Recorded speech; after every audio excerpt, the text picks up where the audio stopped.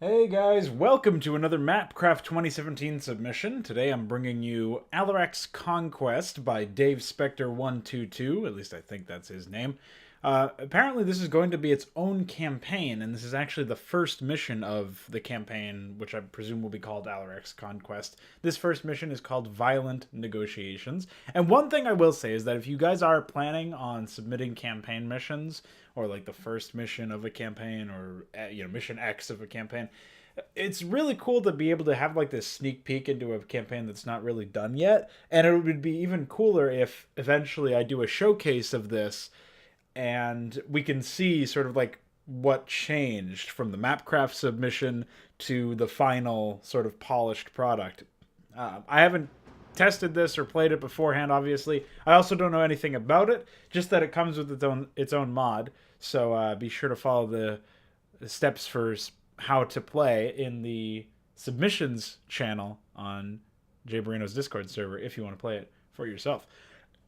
Okay, so Violent Negotiations. Use Alarak's abilities wisely to do large amounts of damage. Try to avoid unnecessary combat as much you can. As much as you can. Okay. Let's do that. We are 20 minutes from the orbit of Lonjos. I'll prepare a transmission for you as soon as we arrive. I wish you luck, High Lord. Oh, cool. I did not expect voice acting, man. That's pretty the filters don't even sound that bad either. I mean, the reverb sounds natural for Protoss. Might be a little too deep on the deep end, but I mean I'm very anal about stuff like voice acting, but I'm glad that it's here anyways. So it looks like we get a couple of new units. This uses the achievement layout. It looks like a difficulty selection not in place yet, but we have a votary. Melee warrior has soul absorbing blades. That sounds pretty good. And then assault strider can use blink and core overcharge. Okay, some tooltip buggery over there, but let's go ahead. That's pretty cool looking. Tal'Darim, hear me. As your High Lord, I order you to prepare the entrance of Zelnaga Temple near me. Traitor, you deserve to die. What? Kill these fools in the name of Aemon. In the name of Aemon, indeed. Well, I was not expecting stuff like this. This is pretty cool. These Tal'Darim were corrupted, or they are foolish enough to believe this hybrid, who is telling them that Aemon still lives. I'll have to go to the temple myself and show them the true strength of the High Lord. I read that a little fast because I was expecting it to go by a lot sooner. Okay, well, we have a lot of tips here, so let's read them all. Okay, new unit, Votary. Restores 5 health and 5 shields with each attack. That must have been the soul-absorbing blades. That seems like a really good unit, especially for a micro section, which this appears to be. So I'm excited to see those in action. Tal'Darim are a faction of Protoss who separated from the others long ago when the Dark God Aemon left Protoss' homeworld of Ire. Translation of their name means the Forged. They live in brutal society with the Chain of Ascension that makes one Tal'Darim better than the other one. Okay, the leader is High Lord. After him is the first ascendant, second ascendant, third, fourth, ... Every Tal'Darim is allowed to challenge the one in position above him in ritual combat named Rakshir, gaining his or her position when victorious. You will be playing as the Tal'Darim forces throughout this whole campaign and follow the lead of High Lord Alarak. Well, if Alarak's Conquest didn't give you that impression, this tooltip removes any doubt. High Lord of the Tal'Darim, you will be able to control him on the battlefield on almost every mission. Alarak has 2 active abilities and 1 passive that grants him life and shields anytime one of his or enemy biological units is slain near him. He can gain additional abilities in the future. Note that when Alarak dies in this mission, it is a failure, and you must play from the last saved position. So, Alarak must survive. Gotcha. In this mission, your objective is to get to the temple. Don't risk any unnecessary combat, and better go through the forest or some side way where it will be less guarded than on the main paths. This will prevent losses of units that could be critical, because you are unable to build some as a replacement, and then hybrids are creatures made by Narude that possess the best of both Protoss and Zerg DNA, making them really powerful. Okay, well, we've read all of the exposition, and Alarak's Tal'Darim, so we can't use this probe here. Let's set to fastest speed. Let's check out these votaries. They have Dark Charge and briefly cloaks the unit, so that's it's like a mix of Shadow Dash, which actually made the unit intangible and path through enemy targets, I believe, while also cloaking them. So it takes the cloak from that, but then the regular charge from Zealots, which is an interesting combo. And Soul Absorbing Shield. And then you can upgrade them to Armored Votaries, And presumably this gives them more armor. So this will be cool. So it's like we want to keep as many units alive as possible so that we can upgrade them as time goes on when we gain access to cash and some other stuff. So we're fighting other Tal'Darim. And there was that dark charge in action there. So, ooh, okay. Alarak's got his deadly charge that does 200 damage. Whoa. Soul Absorption's pretty standard. Destruction Wave, I'll be sure to be using that quite a bit. So, it looks like we can go to the left or the right. Let's go for the right here, and also remember to quick save. 7th Ascendant shall knock there is a fitting place for a base ahead. Deploy Wrathwalkers to clear trees. To clear the trees, okay. So goes the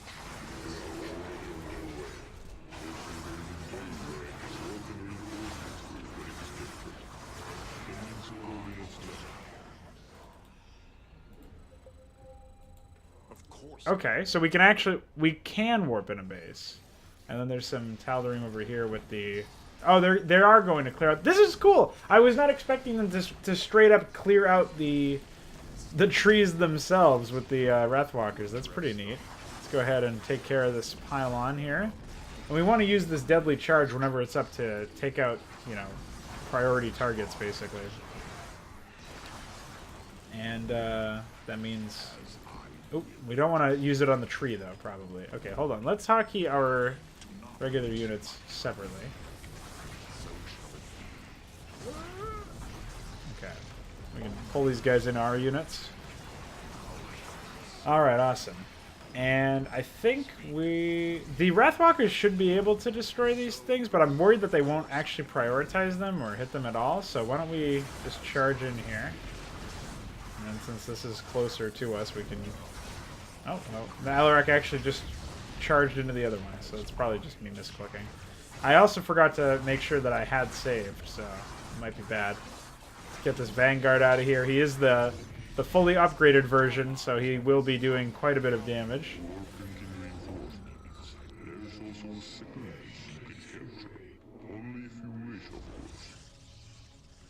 Reminding us that we are in control here. Okay, so here's tip about Shalnak, the guy who Alarak had mentioned, the guy who was just speaking to us. 7th Ascendant of the Tal'Darim, one of Alarak's most loyal ascendants. He is the one who takes care of the Alarak's base during this campaign. He's also a very strong warrior and defense strategist. So it seems like Shalnak will be in charge of the macro portion and leave us to control the micro stuff in a sort of like tug-of-war sort of thing, which is pretty interesting. So we'll see how that plays out as we continue throughout this map. And presumably that will be like a mainstay mechanic that is used in many of the missions, if not all of them. So again, pretty excited to see where this goes. Armored Votary, you can now upgrade your votaries into armored votaries, increasing their health shields, shield regeneration, and health armor. It requires forge, costs 75 minerals and 25 gas. Okay, so we saw that on the tooltip. And then we have Slayers now, which are ranged warriors. They can use Blink to teleport and Core Overcharge to increase its attack and movement speed for a short duration. Okay, so do we have access to the Wrathwalkers? We do not. Okay, so let's keep everything hotkeyed. Probably don't want to walk into the fire. So we have the Slayers here. They've got their own voice unit responses as well. Increases the movement and attack speed of Slayers for a short time. Okay, and it's on autocast and there's no drawback to using it, so that's pretty good. We can't click on the Forge or the Cybernetics core, so they must just be there for our own benefit.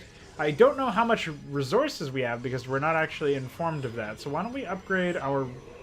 Let me see this guy here. Let's morph him here. Let's upgrade him first, because I want to see if it restores his health without him having to get into combat. If it doesn't, it's not the end of the world, because obviously they have the Soul Absorbing Blades passive that gives them extra health. And also we should save. Gotta keep reminding myself to do that. So it doesn't increase their... It doesn't max out their health, but it does enhance their armor. Yeah, it did all that other stuff too. So we should definitely see if we can do that more often. So let's go ahead and upgrade a couple more. We might as well just keep upgrading until it tells us we don't have enough money. Well, it looks like we had enough money to do it all, so that's pretty cool. In the meantime, I'm gonna use the Slayer to scout back over here to where we... where we were headed towards earlier. It looks like the votaries are also... Oh, so we couldn't go here. That was just scenery. Okay. I feel better now that I've for sure gotten to the bottom of that. Let's get back over here. I like the terrain to, you know, like I like the fact that there's like always stuff around. The organic cliffs always look a little off to me in this game, but short of painstakingly detailing everything, there's not really a whole lot you can do. I also like the Tal'Darim banners. This one I think is missing collision. Although maybe they're all missing collision, but they do remind you where you are. You know that you're in obviously you're in a Tal'Darim controlled area. We just lost a stalker, which was not ideal. We can go back to use the shield batteries if we need to. So we can keep that in mind. It's a little hard to determine which forces are ours because of obviously these guys are red as well as us. So going forward, that would be something I would like to see changed, just to reduce confusion on the player's side of things. If at all possible. Whoa! Okay, they have their own Wrathwalkers. So why don't we pull back here? These armored votaries are definitely holding up to enemy fire. Second group of warriors is on its way. I was able to send some scouts to help you with their targets. Oh, he actually has his own. I don't need to read him. If you won't kill me for constantly advising you, the pathway ahead is quite fortified. The vanguard, along with those antimatter cannons, could damage your force, making your confrontation with hybrids much more risky. However, there is a second way, and it's much less guarded. Choose by your will. Alright, you got it, 7th Ascendant. And we got some scouts. Tal'Darim attack fighter variants. They're slower than most of the Protoss fighters, but they're able to attack ground units. Okay, so let's check these guys out. They have photon blasters and antimatter missiles. Presumably they will do pretty decent damage. Yeah, okay, well I couldn't really test that. So we could attack here and charge through the enemy main base, but we were advised not to do that before. I'm thankful that those ascendants weren't immediately shooting off those like psionic death orbs or whatever that did a lot of damage. So at least we have that going for us. Do we have all our units? Yes, we do. Okay. So now we've got some anti-air here.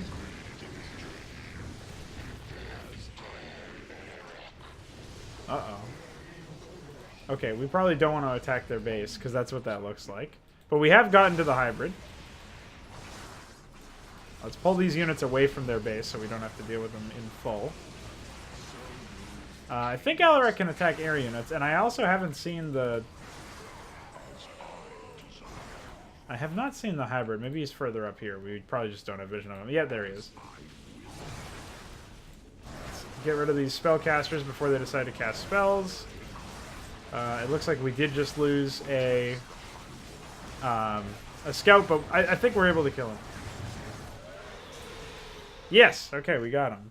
This is how all of those who dare to oppose me end. If anyone else wishes to die in my hand, just come. Enemy forces are surrendering, my lord. Congratulations. And let's get into the temple. It's fitting that I am... That was a very short mission, but I suppose it is supposed to be the first.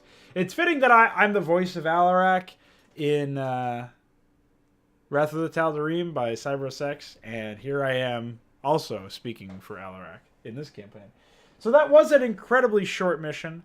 Maybe I could have squeezed in some more content if I had like played and fought directly through the enemy base, but I was following the tips, of course.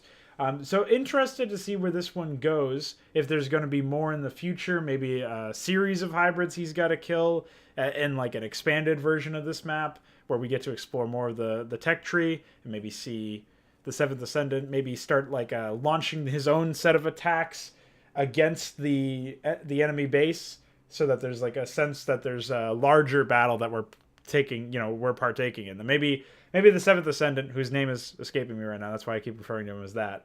Maybe our buddy could actually build up a force and attack the main area directly, but the main area is defended enough and maybe responds with its own attacks, so that he wouldn't be dealt with just by our AI ally. Like, our AI ally wouldn't be able to do it alone, but he would be able to say, then there's a real choice. Do we help our AI ally bust through the enemy forces so that they can't send reinforcements while we're battling the hybrid or something else? Or do we take the side path and risk having enemy reinforcements being sent to aid the hybrid during the boss battle, but on the plus side, not have to break through the enemy defenses? Like, giving the player a more realistic choice where one choice is not clearly better than the other can sometimes be, excuse me, can sometimes be really neat. So that's something that I would suggest, maybe making the map feel bigger and having the conflict feeling more just larger scale. And yeah, in general, I like the new units. I like some of the mechanics that you put in here. Spectre Dave, whatever your name is. I think it's DaveSpectre122. I really like the feel of the Tal'Darim units. They feel pretty nice, like especially if maybe in macro missions we actually have to invest money into researching those soul absorption blades. I don't know if they're passives, just unlocked by default, but it would be cool to like see what upgrades we can get. And I'm excited to explore like maybe a macro mission, or maybe like a mission where we secure higher tier upgrades for our ally if you're intent on making our buddy there build up all of those macro bases themselves, and we mostly control ground forces, which is what happened in this mission. I don't know what your plan is for the rest of the campaign, but I'm interested in seeing it, so definitely keep us updated. If you're not already on the Discord server, I highly recommend you join it, and there's going to be a lot of people who are interested in more StarCraft 2 content, more StarCraft 2 campaigns, so you'll find people who will be looking to test your stuff if you want it tested, giving you ideas, giving you feedback. And I hope you enjoyed this video, and if I made any incorrect assumptions or anything you'd like to clarify, feel free to leave us a comment. And for everybody else, I hope you enjoyed this video. I know it was a little shorter than the other ones have been. Stay tuned in a few hours. If you're just watching this as it goes live, there will be another MapCraft video for today, which is the 14th. So hello from the past, because I'm obviously recording this beforehand. But you'll have another video in store for you. Thanks for watching, and I'll see you next time.